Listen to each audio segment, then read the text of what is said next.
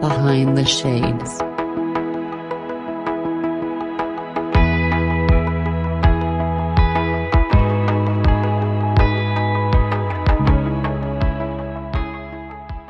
Andrew, hello, my friend. How are you doing today?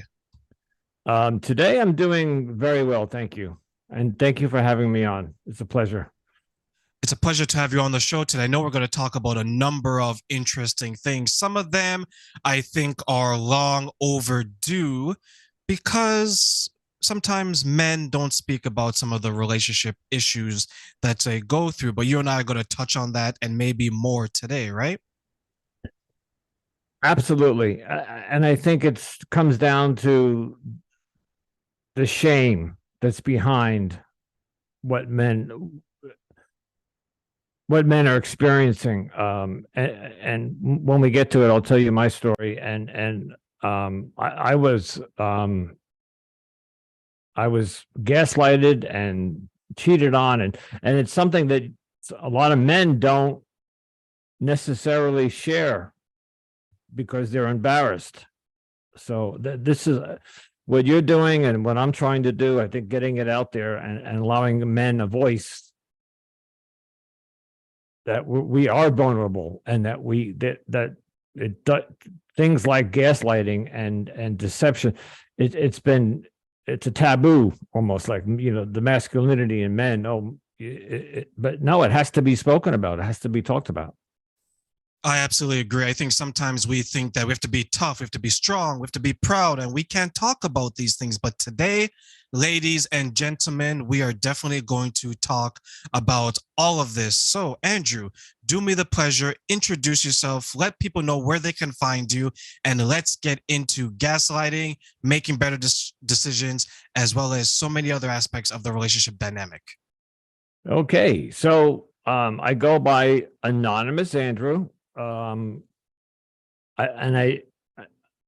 do that not so much to hide my anonymity, because if you go to my social media, you'll see everything about me. I am a recovering alcoholic, so I go to a 12-step program, and it's kind of a play in words there. So, it's an anonymous program, but I'm anything but anonymous. I'm an open book.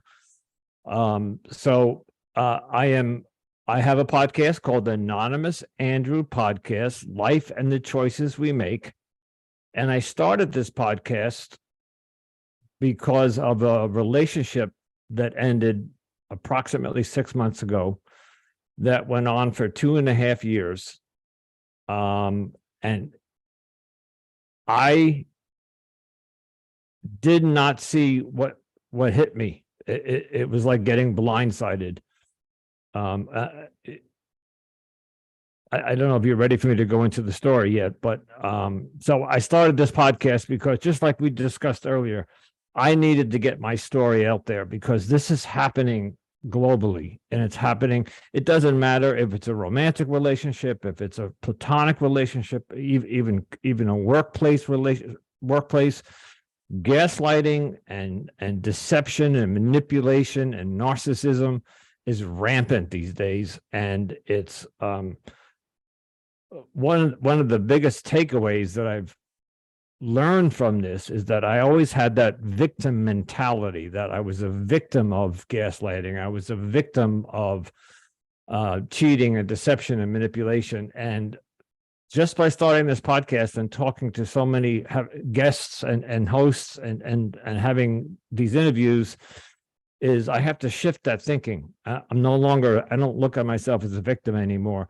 I try to look at where I went wrong, how I can fix it so it doesn't happen again.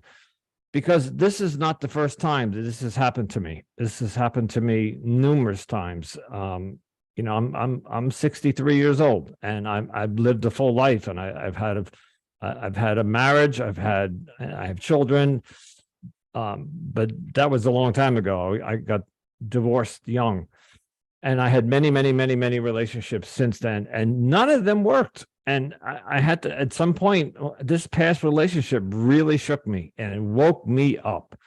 And I said, what am I doing wrong? because I can't point the finger at my partner. Sure I can, because my partner cheated on me, lied to me, gaslighted me, but I'm not going to point the finger. I have to take responsibility because it was my choice to stay. It was and I chose this person. So, yeah, I'm learning and growing from this experience, and I want to help others. Like you said, there's either men out there who are ashamed, either embarrassed or ashamed to talk about it. I'm going to try to bring this to the forefront, a topic, so we can talk about it. It's real, and it's horrible what happens. The trauma is horrible. I know for me, one of the ways that I was able to cope with some of the pain that I went through was to understand why it was happening. Because I couldn't figure out why me? Why was I going through these things? Why couldn't I find maybe some of the love or the companionship that my parents did, or my grandparents and their parents, and so on? So take us through the beginning, Andrew, and tell us the genesis of this. You mentioned that you got divorced young. Speak up to us about the divorce and how that put you in a position to maybe repeat or at least experience your last relationship and how that impacted you. So I got married at 25 to somebody that I met where I was working, and the instant chemistry and romance ignited. We got married, we had 2 children, but within 7 years, that relationship just fell apart. Now, in this case, it was due to alcohol and drug addiction. Both of us were involved with alcohol and drugs. So it just didn't. I don't think I have to explain this to the audience. It's bad, right? So, it was at that time, I was about 32 at my first divorce. I did go in to get help, and I went into recovery, and I put about 5 years of sobriety together. And in typical fashion, I started dating again. And this is one of the patterns that I'm trying to fix.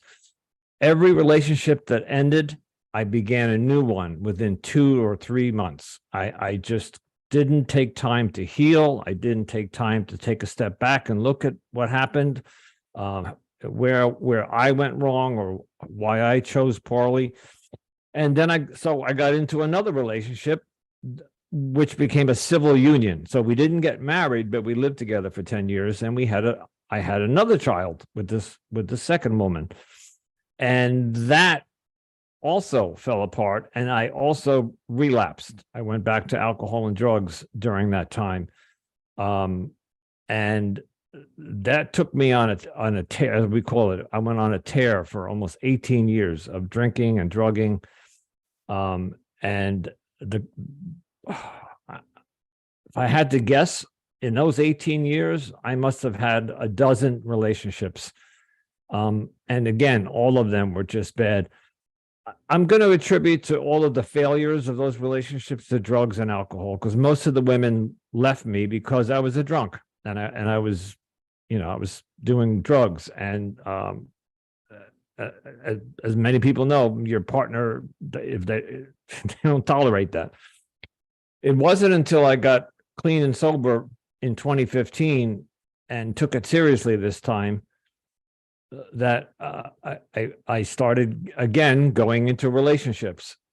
Now, getting sober and going through this 12-step program, what that does is it makes us take a look at why I drank and why I did drugs, and it's a wonderful program, but it doesn't teach you how to be in a relationship. It teaches you how to heal that inner addiction, that the disease that we have.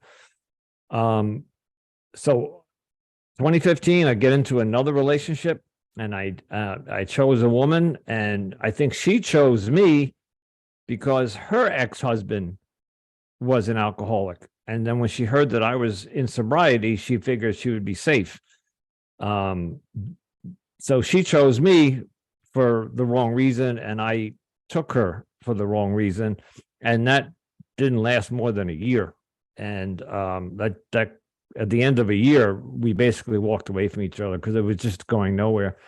And in typical fashion, I put myself right back out there on a dating app, and I found another woman and jumped right into that relationship, and that too just spiraled out of control. That didn't last more than 18 months.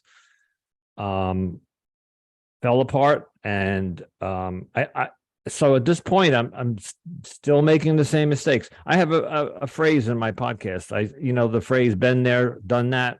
Well, I'm been there, still doing that. I'm still doing the same mistakes, the same patterns of choosing wrong women or jumping into relationships too quickly without taking a look at what's going on inside of me and why. And so this time I'm sober, so I can't blame it on the alcohol this time, right? I can't blame it on my disease of addiction.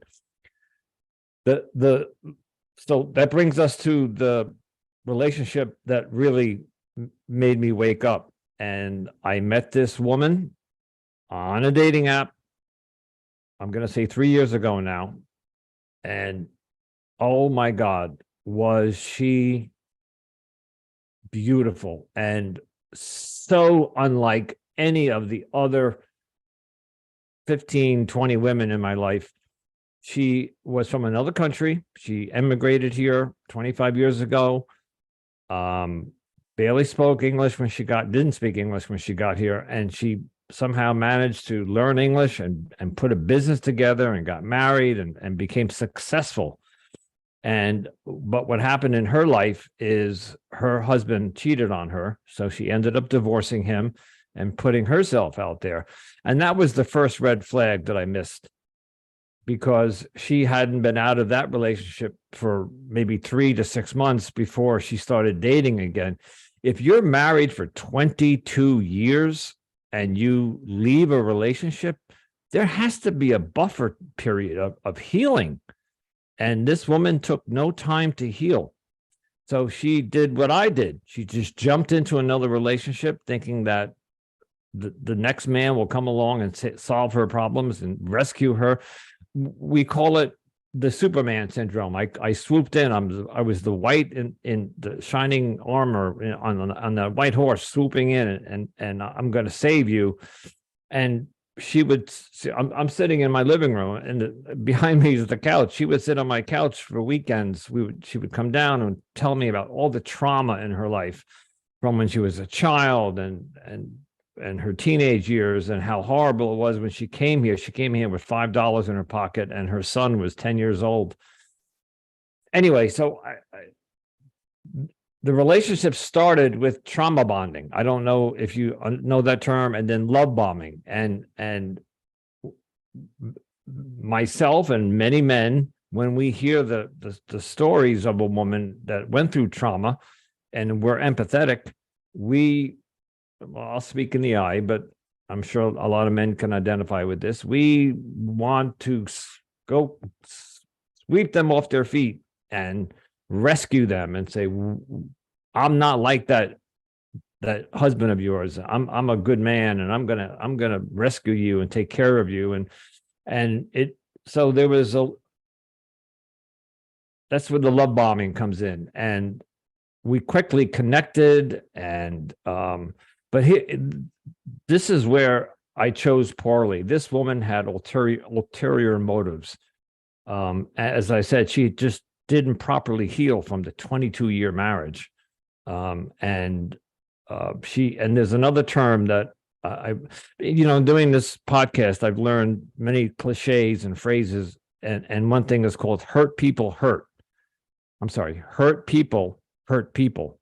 And she was a person that was hurting because of her trauma from her childhood all the way up into her adulthood. Being cheated on in a relationship, in a marriage of 22 years, if you think you're life mates and soulmates, and then 22 years in, your husband is out having an affair, but that can be pretty traumatic to a woman, or any gender, whatever kind of a relationship, even the LGBTQ community. It's horrible to have somebody that you think is loyal to you. But then she turns around and does it to me. We had 6 months of the honeymoon period. Everything seemed beautiful and happy, and we were making plans to move to Florida. But she, I think, unbeknownst to me, we didn't talk about this. I think she, at 6 months, we did fall in love, but I think at 6 months, she figured out that she really wanted to see what else was out there. She went from the husband right to me. And she even, there was a time that she took a trip to Florida and she didn't let me go with her. And by the way, one of the things she told me in the early days of our relationship, that we had to keep it a secret. And I couldn't tell anybody. I couldn't post pictures on Facebook. I couldn't tell anybody. We couldn't be seen together in public. And there were so many red flags that I just ignored them. By the way, she was a Miss Universe runner-up in the country she came from back in somewhere in the 90s. So that's just to give you an idea of the caliber of beauty she was. She was extraordinarily beautiful, and which is a problem for men, right? You have a beautiful woman sitting in front of you, and I thought I hit the lottery. I'm like, wow, Miss Universe pageant. Who gets that? Who gets that chance?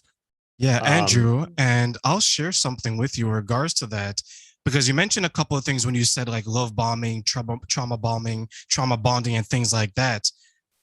There are times that many people, in order to save themselves, to heal themselves, they will go out and try to heal another. Right? Mm-hmm. I can fix Jane down the street, and if I can fix Jane, somehow that means I can fix myself. And that is not necessarily the case. Also, I think it's in our fiber as men to rescue the damsel in distress.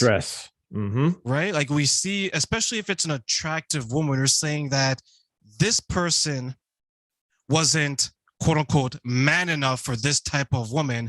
But you know what? I'm Superman. I can be, right? You undo your tie, you pull down your shirt, there's an S on your chest. And before you know it, you're flying around everywhere because you found your Lois Lane. Mm-hmm. Right? She's damaged here. She needs help here. I need help there. You're doing things for this person, even though you don't know them very well, that you never thought that you would do ever, especially early on, right? So when you began to realize that she was doing some of the things to you that was being done to her previously, such as the cheating and things like that, how did that make you feel? So she went to this trip to Florida, and I couldn't go because she said I couldn't go.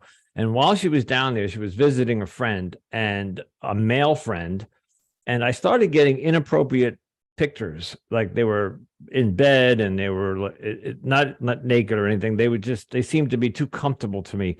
They were taking selfies, and I called her out on it. I said to her, these pictures are inappropriate. I thought this was a friend of the family, like it was her mother's friend or something. And you know what she said to me? If you don't like it, there's plenty of men waiting to take your place. She knew how beautiful she was, and she put herself up on a pedestal to the point where if you don't like it, I got men lining up to date me.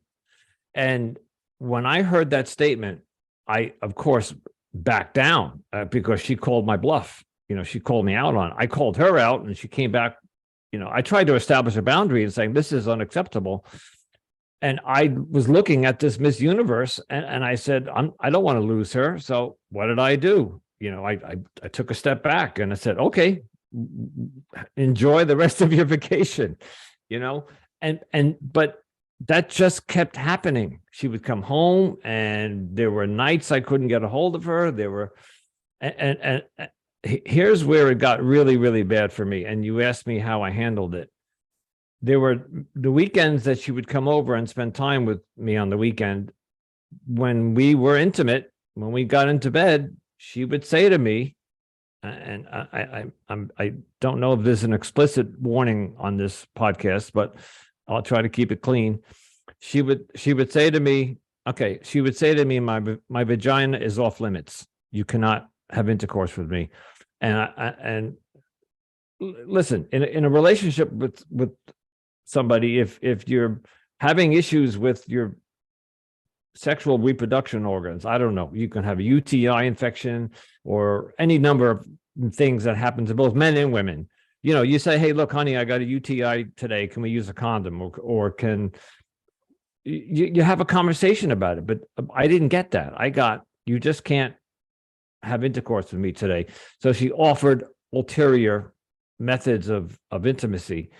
And I just said, okay, and went along with it. But this pattern started happening more often, to one day when she came over, and again, I'm going to try to keep it clean. But when I looked down at her pelvis area between her legs, this time that the vagina was engorged, and I am not exaggerating here. It was the size of a grapefruit. It looked like it. So the bottom line is, it is obviously she was out having sex with other men all night long or the night before, and it was so engorged and inflamed that. But again, I questioned her on it, and she just had this grasp on me that I just accepted anything that she said. And this is where the gaslighting comes in. She would actually say to me, you don't really see what you're looking at. My vagina is fine. I just don't want to have intercourse today. And I would look and I'd say, no, it's clearly looking, you see where I'm going here. It's gaslighting. And this is the problem that I'm having with this past relationship. This happened early. This happened within the first year. And I stayed. Why did I stay? I knew this woman was having sex with other men and then coming over and having sex with me, or 50% of the time, because 50% of the time I couldn't. And I accepted that behavior. And because of that one statement that I made, 6 months prior, that her pictures were inappropriate, that if I didn't like it, that there were plenty of men waiting to take my place. Well, apparently those men took my place. She already had indulged them. And she even admitted to me one day that she had some men that she was still talking to on the app. This is what's driving me. This is why I started the podcast. I stayed in this abusive, gaslighting, deceptive, manipulative relationship way past its expiration point. I should have. The first time I saw signs of cheating, if we had more time, I could even tell you that I did some research, and there is indication that it might have been more than cheating, that she might have been in the adult entertainment industry, that she was a high-class escort, that she was doing it for money. So, and in my podcast, I don't come out and say that because I don't want to accuse her of anything, but I do have proof. But I'm not looking to get anybody in trouble or out anybody. This is my problem. This is something that, because I stayed and I did not walk away. There was a time I took her to Florida. Finally, after a year and a half of hiding and not posting pictures on Facebook, I got her to take a trip to Florida. The third day we were there, she left me. I went to a meeting that morning. I went to a 12-step meeting, and I came back and she was gone. We had a 7-day vacation planned, and on the third morning, she packed her bags and left. And when I finally got a hold of her later that day, she told me that she made up some story about why she was angry at me. You don't, if you go to a vacation with your boyfriend, you don't leave them 1,200 miles away from where you live. You don't get on a train and come back home. you sit down and you just say, hey, I don't like the way you drove on the I-95 yesterday. We had gone to the Florida Keys and we were driving back, and you could do, I think down there, the speed limit's 85. I was doing 85, 90. And she said that was the reason she left, because she felt unsafe in the car with me. She's been driving with me for, at this point, 18 months. All of a sudden, she's got a problem with my driving. So she leaves me in Florida. 5 days later, she comes back to my house, knocks on my door, and apologizes and wants to come back to me. And I took her back. Now, Terrain, why? Why did you take this person back after they put you through all of that? Especially, they said that my body is off limits. You suspected and ultimately found evidence of her providing her body to someone else. And now here you were trying to be better.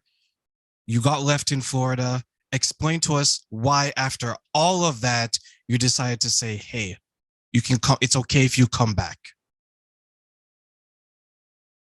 That's the $64 million question. And that's why I started this podcast, to understand why. I think the first reason I would say was that I didn't have self-worth. I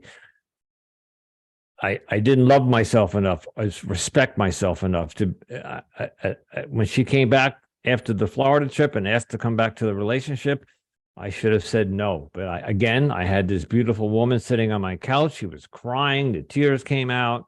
I'm so sorry. And I'll pay you back for the vacation. This brings us back to gaslighting and manipulation. Promise to do better. I love you. I want to marry you. And then so there's the love bombing again. And me thinking that I will never find a beautiful woman like her again. At that time I was just turning 60 or 61. I don't look that old, but I'm 63 years old. Where am I going to find a Miss Universe pageant in the next, let's say I have 15 more years on this planet, 20 years, 25 of them lucky. This woman was, I thought was, I put her on a pedestal. This is what it came down to. I put her on a pedestal and I didn't want to lose her. But I'm devaluating my self-worth and my own self-respect. And then she continued, two months later, there she was back in my room telling me that her vagina was off limits again. So I stayed. And if you want, I can fast forward the story to the ending. It just continued and continued and continued. I hired a private investigator, and that's where I found out my information. I had to find out, Terrain. I did not know what to do, but I think I needed to see physical evidence in front of me that this was actually happening, because when somebody gaslights you, they can manipulate you into thinking that you self-doubt, that you're crazy, that you're not really processing the information. So it got to the point where she's even said to me, if you don't stop questioning me, I'm going to leave you. I think you're paranoid, and I think you have a mental illness and you need to go on medication. So I went to a psychiatrist and they put me on medication that I didn't belong on, because she gaslighted me into thinking that I might have a mental illness. And of course, I went on this medication for, 4 or 5 months, and it was horrible. But I finally found out the truth, what was going on.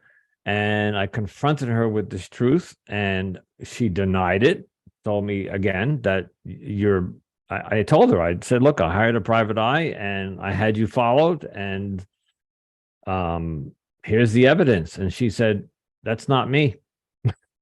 So I presented her with pictures and evidence, and she said, no, that's not me. So I finally, I'm going to say it. I finally had the balls to say, no more. You and one of my friends, he was in a similar situation where he ended up on headache and stress medication because of the relationship that he was in.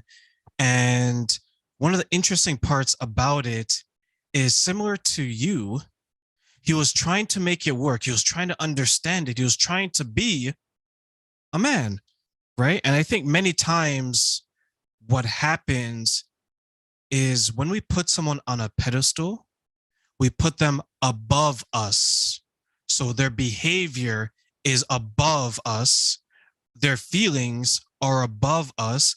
And what they want to do, regardless of how painful it is to us, that is also above us. Because once you start to elevate someone, not only in your mind, but in your behavior, in the way you treat them, then some people may actually think that they are above you. And I think sometimes in relationships, that's a very difficult thing to understand because you want to be everything for that person. And I know sometimes men have that burden of performance. We want to make sure we have the resources. We want to make sure we can do this, we can do that. And we will run ourselves into the ground for a relationship. Did you experience that as well? Many times. And I didn't even touch upon the financial part of it, how much, because she wasn't working. She wasn't working in a legitimate job. She was working at nights, making money. And by the way, this escorting that I referred to, we're not talking about your run-of-the-mill prostitute. She was a high class, one of these VIP escorts that you needed to have connections to get and make appointments with her, and she charged like $2,000 a night. That type of high class escort. So she had money, but she didn't know that I knew that, and so I was funding her. I was giving her money to fix her car. I was giving her money for her bills. I don't even want to tell you how much money I spent on this woman. So I'd like to read you something that's two or three sentences, but I think it wraps up where my mind is today, and it tells the story about why we fall in love with these people. To the potential version of you that I fell in love with, you will be missed. To the actual version of you that manipulated me, giving me trust issues, making me question everything, you took a piece of me when you left, and that's okay. You can have it. That person is not welcome here. That version allowed you to use me the way you did, and to you, I say never again. And I have to give credit. I saw that on Instagram. That's wraps this up. I fell in love with the potential. This woman had potential, but she like I think you alluded to a little bit a while ago. She was looking for that knight in shining armor. I was it, but I think when she felt validated after 6 to 8 to 12 whatever months, she said, "Oh yes, I'm still beautiful. I can have men fall in love with me." Take the escorting aside for a second. I think she was looking for just another man to validate that she was beautiful, that she was still desirable, and I was that man. But once she was finished with that part of me, she moved on. And I just to clarify, I don't want to picture like this was the entire relationship. There were beautiful times together. There were many trips we took that she didn't leave me on. We had a lot of common. We cooked and we sang and we went to the beach. We both lived by the beach. I mean, there was a real relationship going on there, but there was this secret little world of hers that I couldn't be part of, and she was just hiding something, and we now know what it is. So, and let's go back to the beginning. I was ashamed of how I let this happen to me. In the beginning, the end of the relationship, I didn't know who to turn to, because I was a mess. I was a broken man. I was an empty shell. She had stripped me of every essence of taking my alcoholism aside. I'm a decent human being. I see you struggling in the street or an old lady, I'm going to help you. I'm one of these guys I'm a nice guy. I'm going to help you. I don't have a bad bone in my body other than my disease of alcoholism, which different story. But she took advantage of that. And today I'm struggling whether I should start dating again. And I'm thinking that maybe it's best that I stay single for a while and work on this podcast and learn. Train, I don't know if I can trust another woman. If I start dating again, I don't think I'll trust again for a long time, so there's a lot of damage that needs to be repaired. I don't know if I'm rambling, but